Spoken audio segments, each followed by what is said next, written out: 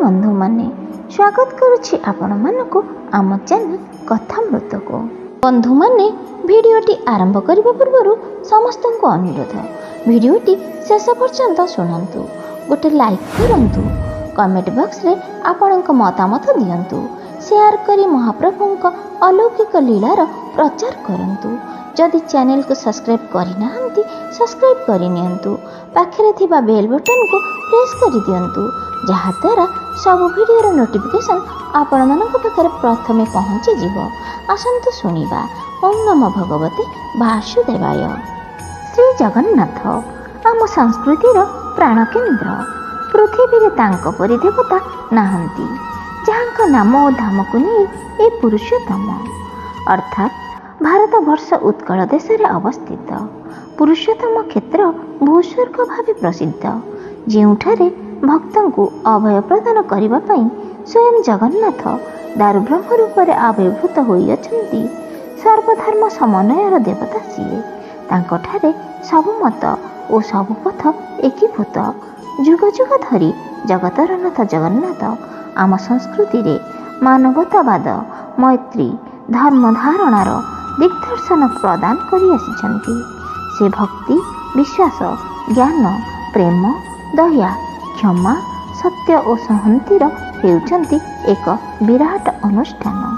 काले काले जगन्नाथंकर श्रेष्ठत्व प्रतिपादित होइअछि। से अथवा तांको भाई भौणी जे श्रेष्ठ स्थानीय केवल सेतिकी नुहे, तांको बड़ देउळ, बड़ दांड, बड़ पंडा, बड़ धंडा, बड़ शंख, बड़ बाना, 22 पाहाच, महाप्रसाद, महोदधि, मेघनाद पाचेरी, बड़ जात्रा, घोष जात्रा, गुंडीचा मंदिर और शरधाबाली केही एथिरे कम नुहंती। एसबु मध्यरे शरधाबालीर पवित्रता भक्तमानंक मनरे प्राधान्य विस्तार करिथिबा अनुभव करा जाए। सेथिपई शरधाबाली रे असीम श्रद्धा रखी केते कवि केते कण गाना गाई जाइछन्ति। आउ केउ भक्तटिए श्रीक्षेत्र जाई प्रतिदिन जगन्नाथंको शरधाबाली रे चलिबाकू मन बळाइछन्ति। मनरे दंभ रखिछन्ति जीवन को सार्थक करिबा पई हाथ दुईटी तांको गरुड़ खंब को प्रतिदिन कुंडाई धरिबा, आखि दुईटी जगन्नाथंको चकानयन को दर्शन करिबा एवं कान दुईटी तांको घंटा शब्द प्रत्यह शुणिबारे अत्यंत उत्कंठित। श्री जगन्नाथ दास आलोच्य भजन श्री पुरुषोत्तम जीवा मनरे जगन्नाथ और बलभद्र को कृष्ण और बलराम बोली स्वीकार करिछन्ति। तेणु ସେହି जगन्नाथ गोपपुर रे बस्या रखिथिले। नंद घरे थिबा बेले कंस तांको अटक रखिथिबारु से अष्टमल मारी बाम करे गिरी गोवर्धन को टेकी धरिथिले। श्रीक्षेत्रर गहळ चहळ सीमित स्थान रे सीमाबद्ध नुहे। गौरचरण अधिकारी भाषा रे शरधाबाली स्वर्गद्वार जाए गहळ चहळ नुहे कलना।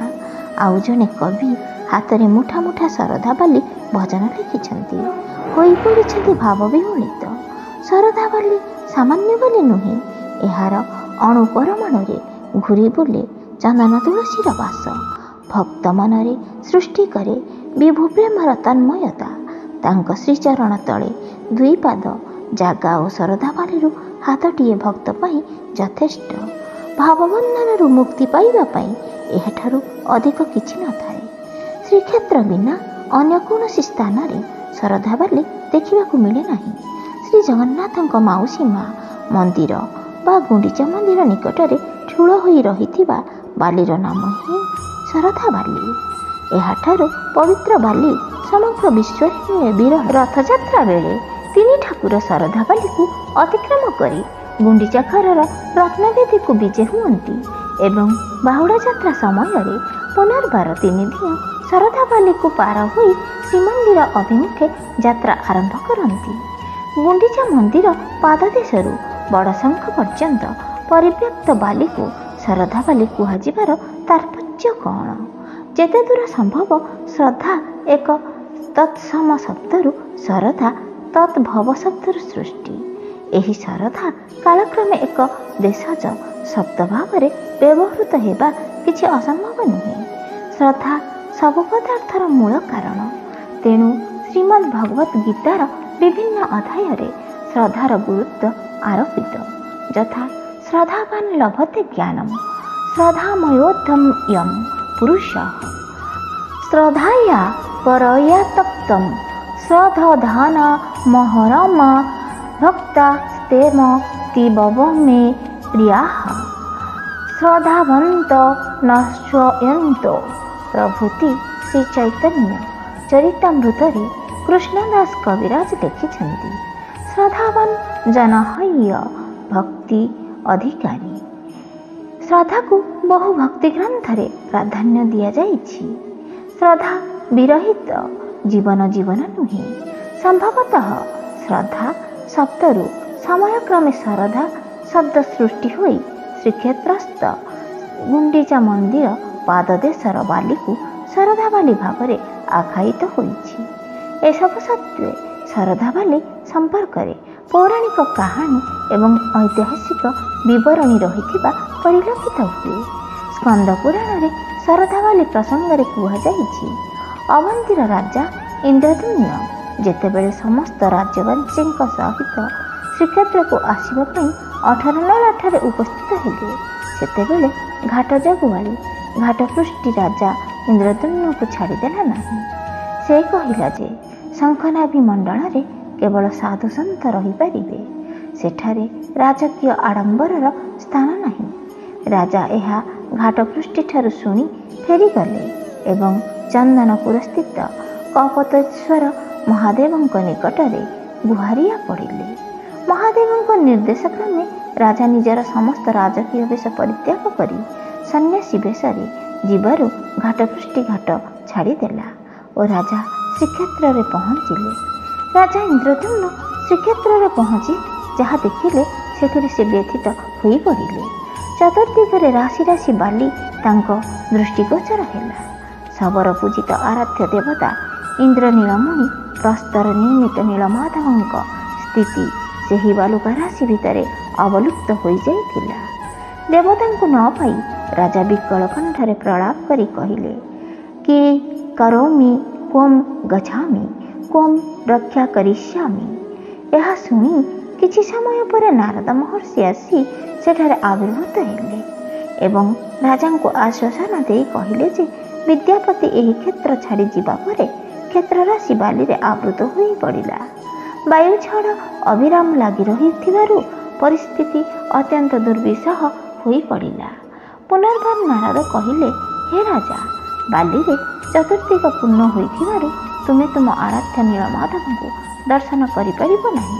ତୁମେ ଯାଇ ନୀଳକଣ୍ଠ ସ୍ୱୟମ୍ଭୁଙ୍କୁ ଦକ୍ଷିଣ ପାର୍ଶ୍ୱସ୍ଥ ଭଗବାନ ଯଜ୍ଞ ନୃସିଂହଙ୍କ ଉପାସନା କର।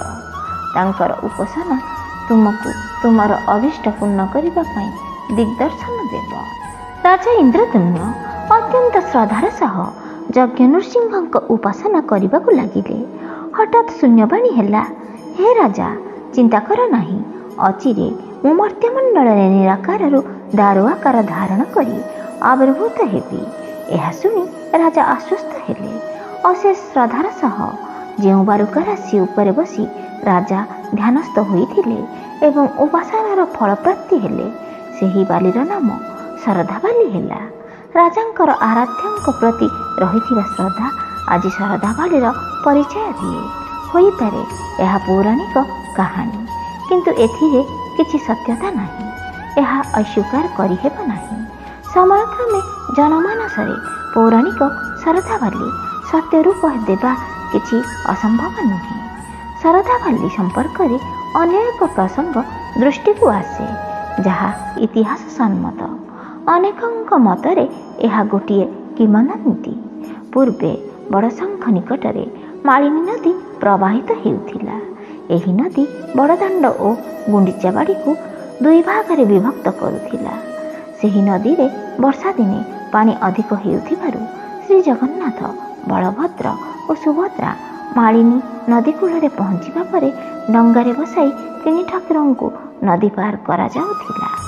ଆରପାରିରେ 3 ଗୋଟି ରଥ ପ୍ରସ୍ତୁତ ହୋଇ ରଖାଯାଉଥିଲା। ସେଥିରେ ଆରୋହଣ କରି 3 ଠାକୁର ଗୁଣ୍ଡିଚା ଘରକୁ ଯାଉଥିଲେ। ଭକ୍ତମାନଙ୍କୁ ମଧ୍ୟ ନଈ ପାର ହେବାକୁ ପଡ଼ୁଥିଲା। ସେତେବେଳେ ରଥଯାତ୍ରା ପାଇଁ 6ଟି ରଥ ନିର୍ମିତ ହେଉଥିଲା। ଏପରି ବ୍ୟବସ୍ଥା ବ୍ୟୟ ସାପେକ୍ଷ ଥିଲା। ନାହିଁ ନଥିବା ଅସୁବିଧା ମଧ୍ୟ ହେଉଥିଲା। ଏହା ବନ୍ଦ ନ ହୋଇ ବହୁ ବର୍ଷ ଚାଲିଗଲା।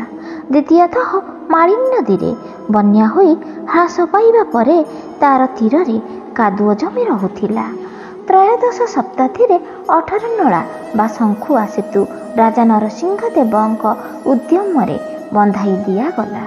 ତାଙ୍କର ପଟମହିଷୀ ରାଣୀ ଶ୍ରଦ୍ଧା ଦେବୀ ଭାବିଲେ ଯଦି ମାଳିନୀ ନଦୀକୁ ପୋତି ଦିଆଯାଇପାରିବ ତେବେ ସିଂହଦ୍ୱାର ନିକଟରୁ 3ଟି ଯାକ ରଥ ବାହାରି ମାଳିନୀ ନଦୀ ପାଖରେ ନ ଅଟକି ସିଧା ଗୁଣ୍ଡିଚା ମନ୍ଦିରକୁ ଚାଲିଯାଇପାରିବ। ରାଣୀ କାଳ ବିଳମ୍ବ ନ କରି ରାଜ୍ୟର ପ୍ରଜାମାନଙ୍କୁ ଡକାଇ ନଈଟିକୁ ପୋତି ଦେଲେ। ନଦୀର ଚିହ୍ନବର୍ଣ୍ଣ କିଛି ରହିଲା ନାହିଁ। ସେହିଦିନଠାରୁ 6 ଗୋଟି ରଥ ପରିବର୍ତ୍ତେ 3ଟି ରଥ ନିର୍ମିତ ହୋଇ ରଥଯାତ୍ରା ଉତ୍ସବ ମହାଡ଼ମ୍ବରରେ ବିଧି ବ୍ୟବସ୍ଥା ମଧ୍ୟରେ ଅନୁଷ୍ଠିତ ହେଲା। ରାଣୀଙ୍କ ଦ୍ୱାରା ଏତେ ବଡ଼ କାର୍ଯ୍ୟ ପ୍ରଭୁଙ୍କ ଉଦ୍ଦେଶ୍ୟରେ ସମ୍ପନ୍ନ ହୋଇଥିବାରୁ ସେହି ବାଲିର ନାମ ହେଲା ଶରଧାବାଲି। ଶ୍ରଦ୍ଧାମଣି ପାଟ ମହାଦେଇ ମହିୟସୀ ହୋଇଗଲେ ଏବଂ ତାଙ୍କର ନାମ ଉଦ୍ଘୋଷିତ ହେଲା। ରାଜା ଇନ୍ଦ୍ରଦ୍ୟୁମ୍ନଙ୍କ ଶ୍ରଦ୍ଧାରୁ ହେଉ ଅଥବା ରାଜମାତା ଶ୍ରଦ୍ଧାମଣି ପାଟ ମହିଷୀ ଦେଈଙ୍କ ଶ୍ରଦ୍ଧାରୁ ହେଉ, ଶରଧାବାଲିର ସ୍ଥିତି ସେହି ଶ୍ରଦ୍ଧାର ମୂଲ୍ୟବୋଧକୁ ଏବେ ମଧ୍ୟ ଘୋଷଣା କରୁଛି ଏବଂ କାଳ କାଳକୁ କରିଚାଲିଥିବ।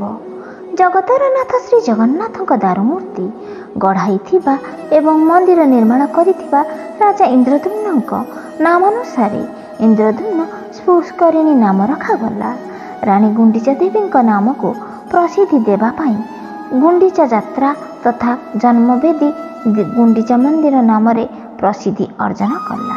ଅନୁରୂପ ଭାବରେ ଗ୍ରହଣ କଲେ ରାଜା ନରସିଂହ ଦେବଙ୍କ ପାଟମହିଷୀ ଶ୍ରଦ୍ଧା ଦେବୀଙ୍କ ନାମାନୁସାରେ ଶରଧାବାଲିର ନାମକରଣ ହେବା ଅଧିକ ବାସ୍ତବ ଓ ଯୁକ୍ତିଯୁକ୍ତ ହେବ। ଶରଧାବାଲି ସାଧାରଣ ବାଲି ନୁହେଁ, ଏହା ପବିତ୍ର। ଶରଧାବାଲିକୁ ନେଇ ଭକ୍ତ ମୁଣ୍ଡରେ ଲଗାଏ। ଏହି ପବିତ୍ର ଶରଧାବାଲିକୁ ନେଇ ଭକ୍ତ ମୁଣ୍ଡରେ ଲଗାଏ, ଦେହରେ ବୋଳି ହୁଏ, ମୁଠା ମୁଠା କରି କାନିରେ ବାନ୍ଧି ଆଣି ଭାବବିହ୍ୱଳ ହୋଇ ତା ଉପରେ ଗଡ଼ିଯାଏ। ରଥଯାତ୍ରା ସମୟରେ ତାଙ୍କ ଶରଧାବାଲିକୁ ତୁଳନା କରିବା ମଧ୍ୟ ଅସମ୍ଭବ।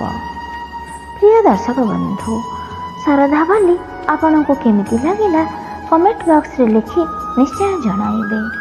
ଜଗନ୍ନାଥଙ୍କୁ ଭଲ ପାଉଥିଲେ ଜୟ ଜଗନ୍ନାଥ ନିଶ୍ଚୟ ଲେଖିବେ।